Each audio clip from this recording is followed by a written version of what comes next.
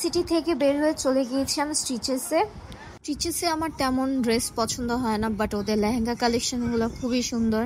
But lehenga নিয়ে কি করব, লেহেঙ্গা তো নিতে পারবো না। একটা ড্রেস পছন্দ হয়েছে অ্যান্ড আন্টির একটা শু পছন্দ হয়েছে, তো এগুলো আমরা নিয়ে নিয়েছি স্টিচেস থেকে। দেন রাস্তায় এসে চিন্তা করছিলাম কি করা যেতে পারে, যেহেতু লাঞ্চ টাইম হয়ে গেছে তো কোথায় গিয়ে খেতে পারি ওটা চিন্তা করছিলাম। তো চিন্তা করতে করতে হাউস অফ আহমেদের বিল্ডিং এর সামনে এসে পড়েছি, তো তাই আমরা ডিসাইড করেছি হাউস অফ আহমেদের বিল্ডিং এর সবকিছু দেখবো, এখানে কিছু পছন্দ হয় কিনা। সো এখান থেকে কিছু পছন্দ হলে নিয়ে একবারে লাঞ্চ করার জন্য চলে যাব।